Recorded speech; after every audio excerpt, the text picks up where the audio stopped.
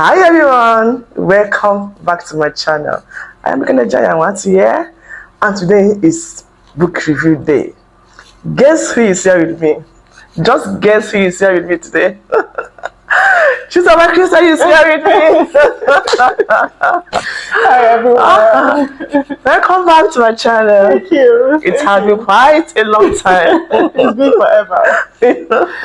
I'm sure you're glad to see her again today, because me, I'm so much glad to see her here once again. Yes. I understand she has been so busy. Yeah, I understand very well, yes.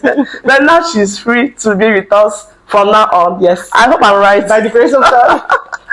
Okay, today is another day of book review of my favorite author, Reverend Chris Christian. You know that recently, April precisely 2026, Reverend Chris Christian released 50 new books. Yes. 50 new books, making his books a total of 553 books. Yes. And this book we want to review today is among the newest books. And the title is The Self-Birth of the Lion of Judah.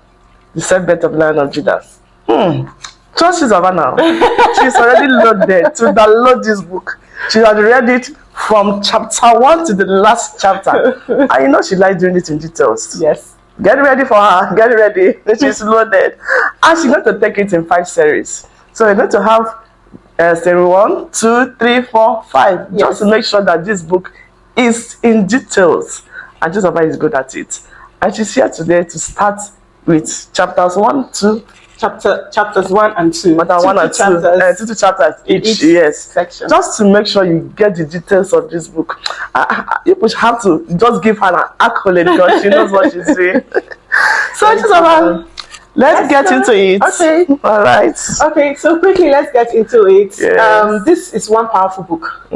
Deeply eschatological. It's the self-birth of the Lion of Judah seeks to separate the difference between the limited enlightenment of men from the self-birth. The enlightenment of self-birth that makes immortal is a powerful one. You might not understand it in total, but be patient with it and just take as much as you can take, because it will bless you. So, quickly getting into it, I will be discussing chapters 1 and 2 in this session, and 2 chapters in each section. So, chapter 1 says, obviously, the self-birth of the Lion of Judah. Now, the best kind of people on earth are not those who learn from teachers. This is because whatever comes out of the mouth of a man has lost 80% of his strength, or whatever is revealed has lost 80% of his power.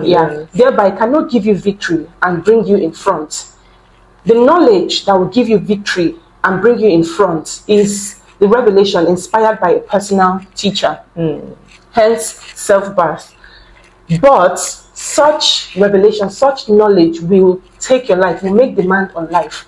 You cannot take it and take other things. When God gave Peter the ability of a personal revelation, he took his life. That means Peter did not have another life to go after other things. Hence, he became an apostle. When Jesus took Christ took him to Calvary to reveal him. When he took the spiritual kingdom, God took his life as a sign that he took something important. So it's not the kind of knowledge you can keep other things. Yes. However, that is your immortal self. So the greatest form of power is the enlightenment of self-birth. The greatest form of enlightenment is the enlightenment of self-birth. When Jesus came to the earth, he knew that there was a particular kind of learning he had to give himself to, if he must be, in order to be an eternal emperor, king of kings and lord of lords. And that was the learning of his destiny. Now that talks about self-birth. This kind of birth has its own enlightenment. It is the greatest form of enlightenment. Such knowledge cannot be made invalid by time and season. Whereas there are other knowledge that are made invalid, but not this kind of knowledge. The enlightenment of self-birth. Now, every person on earth has something to give birth to. We have something to give birth to. But in self-birth, people only give birth to one thing. There are people who give birth to, children, other things like businesses, other ephemeral things. But in self-birth, you can only give birth to one thing. Like Peter, who gave birth to revelation, Jesus gave birth to Christ. And, That is the immortal, something eternal that can remain for men on earth long after they are gone. I mean, it's been over 2,000 years and we can't finish with Jesus. Yes. I mean, the Holy Spirit is even there as an evidence of that fellowship, that union between Jesus and Christ. Now, that's something eternal that is left for men. As I said before, such knowledge cannot be made invalid by time and season. That is an immortal birth, an eternal birth. It is by the self-birth of the Lion of Judah that death will be conquered. There are certain revelations that already conquered the earth and Satan before they are revealed. Yes. If you will give birth to something eternal, then you have to first give birth to focus. One of the characters that make God is focus. But focus can only be possible with clear vision. Yeah. Focus cannot be possible outside of clear vision. Outside clear vision. Yes. So God does not trifle with those who aligns with vision and purpose, because it is in that, in that part that you start to mind the enlightenment of self to give birth to your immortal self. Now, there's something we all have to give birth to. What you give birth to represents your value. Yeah. That is your eternal self.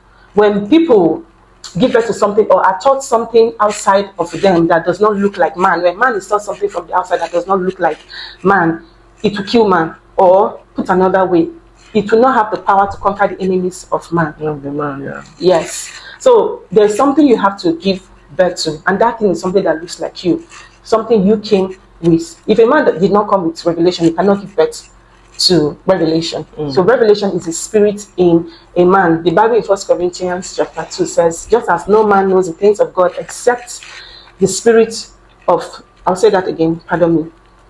Just as no man knows the things of man except the spirit of man, so does no man know the things of God except the spirit of God. Emphasis, in a man. I added more emphasis. Except the spirit of God in a man. So revelation is a spirit in a man. When Jesus gave birth to Christ because he came with Christ. Yes. And in that birth, the former things are passed away. When God wants to be revealed on earth, he stays with a man to give birth to him. He stays with a man to reveal him. A Messiah is not necessarily one who teaches, but one who gives birth to God. And in that birth, all things, former things are passed away. So there's something in you have to give birth to. Discover what that thing is and give birth to it. Because when you give birth to that, your immortal self, it will give birth to every other thing you want. Moving on quickly to chapter 2. Chapter 2 says, the 7 eyes that made the self-birth of the Lion of Judah possible.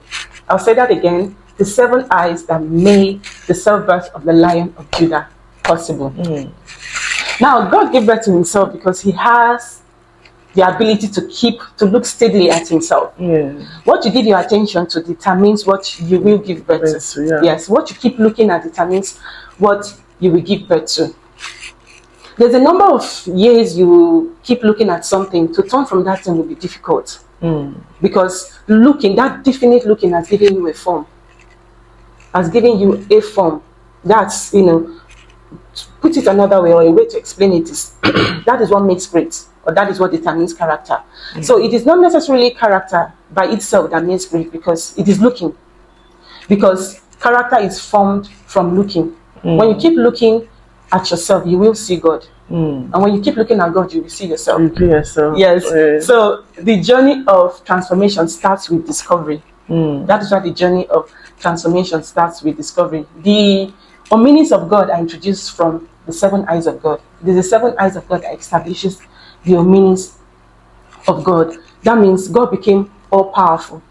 God achieved omnipotence by his, through his 7 eyes. The 7 eyes is talking about completeness of vision. That means the eye is single.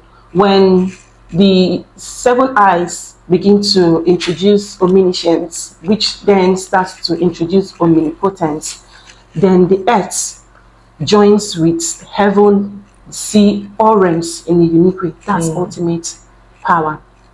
But this takes a slow process. It takes a gradual process. This is to tell you that there are certain things that cannot happen in a hurry. After we know that royalty was conferred on Judah from Genesis chapter 49, yet it still took God another 2,000 years to transform Judah. I don't want to use the word change because it is relative. Nature does not completely change. To transform Judah. And this was somebody who could change in the first place, who had the desired nature. God did not go to Zebulun or Benjamin to try to alter their nature. He went to a man, he changed a man or transformed a man who could change in the first place. Yet it took God another 2,000 years. But no matter how slow this process is, the chance to change the earth still belongs to thought. That's how powerful thought is. Ideology can never die because it rules by its light. Light does not dim. Yes, because it is established by a thought. Thought is a product of light, and light is a product of life. Remember I said a Messiah is one who gives birth to himself. That means thought became eyes, nose, ears, flesh and blood, and started walking among us, not among us, to reveal God and share the destiny of God with men.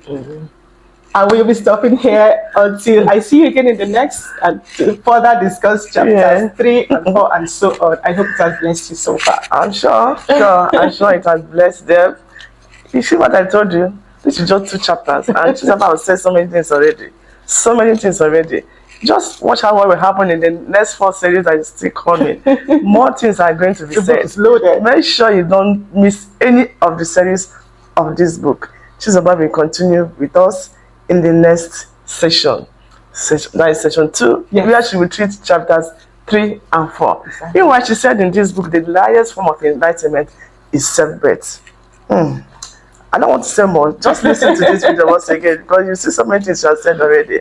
And she's ready to say more in the next edition. So join us as we come back for the second session. Bye. Bye. Thank you.